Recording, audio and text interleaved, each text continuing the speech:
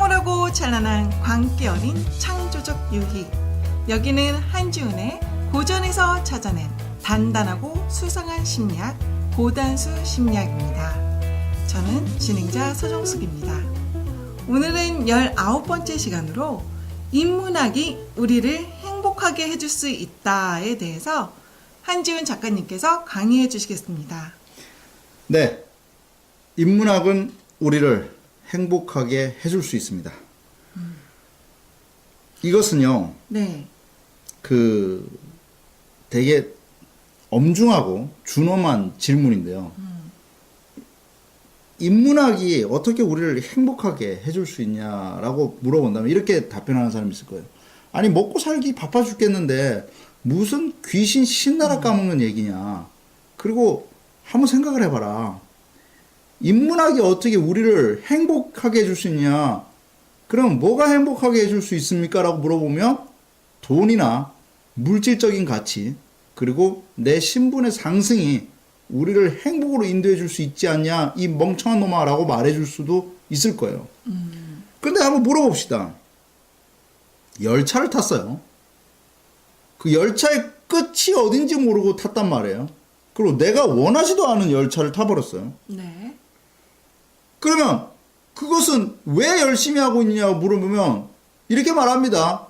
나는 열차를 타고 달려가고 있잖아, 이 바보야 라고 말합니다.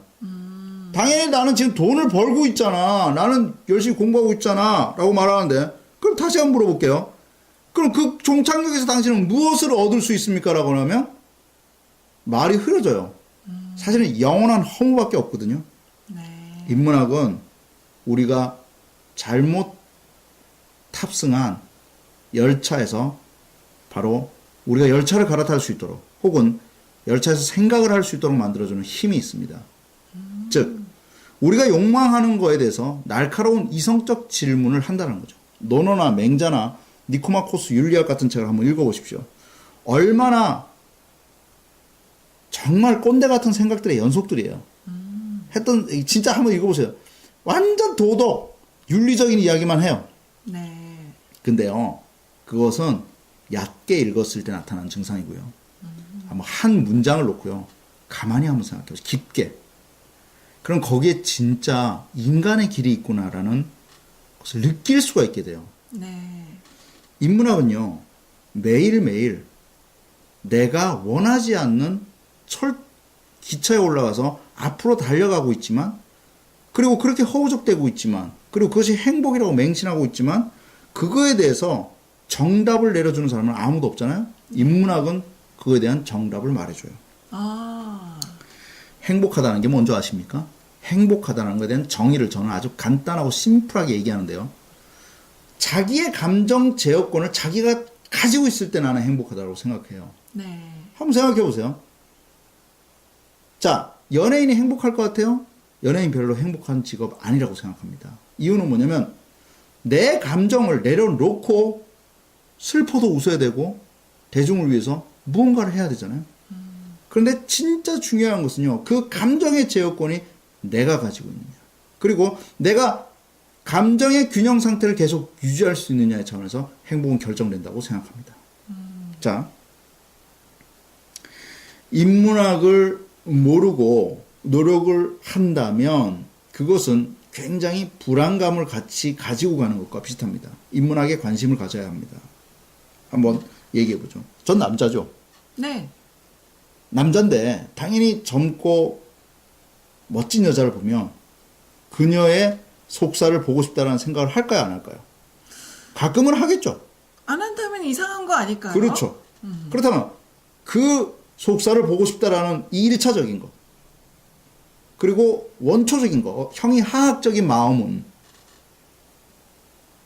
생각해보면 도덕이나 이런 거 관계없이 그냥 말초적인 그 무엇이에요. 그랬을 때 철학, 즉 인문학 서적들은 이렇게 질문합니다. 지금 하고 있는 그 생각은 정당한가? 그 행위를 한다면 나에게 어떤 성취감과 만족감을 줄 수 있는가? 나는 왜 그것을 꿈꾸고 있는가? 이런 날카로운 질문들이 자연스럽게 머릿속에서 그리고 가슴속에 올라오도록 만드는 것이 인문학의 힘입니다. 인문학은 사람을 사람답게 만듭니다. 인문학을 공부하지 않으면, 그리고 인문학을 가까이 하지 않으면 돈을 많이 벌고 잘 살고 멋지게 살고 싶다는 생각밖에 할 수가 없습니다. 근데 과연 돈을 많이 벌고 잘 살고 멋지게 살고 싶다라는 것은 무엇입니까? 그것은 구체화되지 않은 욕망 아닙니까? 저는 그것이 악마적이다 혹은 물질 만능주의다라고 비판하는 것이 아닙니다. 단지 그것은 단지 욕망이 이끄는 대로 가고 있는 것 아닙니까? 그것이 과연 진짜 우리가 추구해야 될지 말아야 될지는 아무도 모르지만 그냥 욕망이 이끄는 욕망의 마력에 의해서 끌려가는 것이라면 우리는 날카로운 질문을 스스로에게 할 수 있어야 됩니다. 네. 침대에 누워있을 때, 아침에 일어나기 싫을 때, 그리고 5분만 더 라고 외칠 때 인문학은 분명하게 질문하는 날카로운 힘이 있습니다. 너는 왜 거기에 누워있고 싶은가? 나는 왜 5분 더라고 외치는가? 나는 왜 내 책임에 대해서 회피하고 싶은가라고 날카로운 질문을 인문학은 할 수 있습니다. 인문학의 또 다른 매력은요, 바로 미적 가치를 크게 해준다는 것입니다. 얼마나 멋있습니까? 글을 통해서 아름다움을 더 아름답게 만드는 것. 네. 그리고 글을 통해서 더 멋진 삶을 만들어 나갈 수 있다면 그것은 정말 풍요롭지 않습니까? 고려 말의 충신이었던 이존연이라는 사람이 쓴 시조가 있습니다. 이 시조를 굉장히 좋아하는데 네. 한번 읽어봐 드릴게요.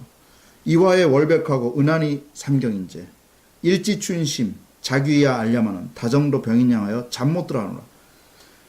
하얀 배꽃이 피었는데 거기다가 밤의 그 색채감 어두컴컴한 거기에 한 가지의 나무에 종달새가 소쩍새가 울고 있습니다.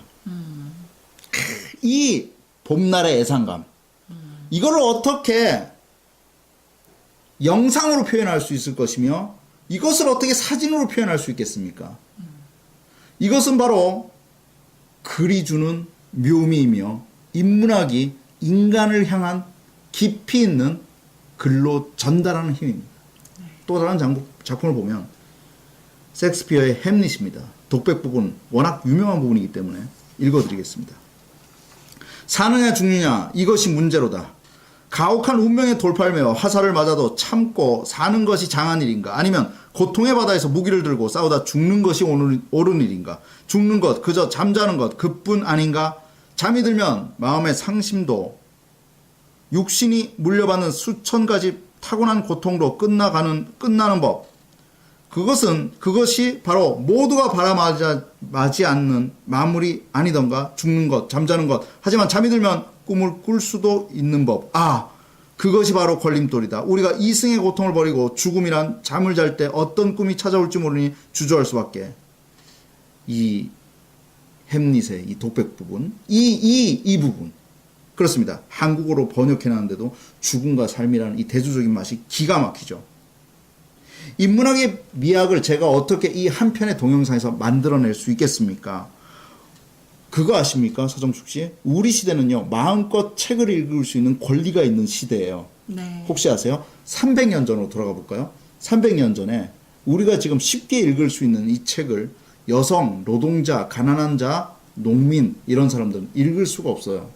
근대적 의미의 도서관이 생겨난 지도 100년 남짓밖에 되지 않았어요. 네. 우리는 지금 책의 홍수 속에서 살고 있기 때문에 내가 책을 읽는다는 것, 인문학을 가까이 두고 있다는 거에서 얼마나 감격스러운지를 잊고 살고 있어요. 우리는 이 감격스러운 시대에 인문학의 정신을 알아가야 됩니다. 그래서 우리는 스스로에게 질문해 봐야 됩니다. 뭉게구름이 필 것 같은 아무것도 안 하고 무의도식하면서 그냥 마음껏 사는 게 왜 나쁩니까? 저는 그 상태로 가고 싶어요 라고 강하게 외치고 있지만 분명하게 거기는 허무의 끝자락을 잡고 있는 것입니다. 인문학은 그 허무에 대해서 이야기해주고 내 삶이 어떠해야 되는지에 대해서 분명하게 말해줍니다. 인문학은 분명 우리를 행복으로 이끌 것입니다. 감사합니다. 네, 오늘 한지훈 작가님 말씀대로 저를 성찰하는 시간으로 인문학을 접해보도록 하겠습니다.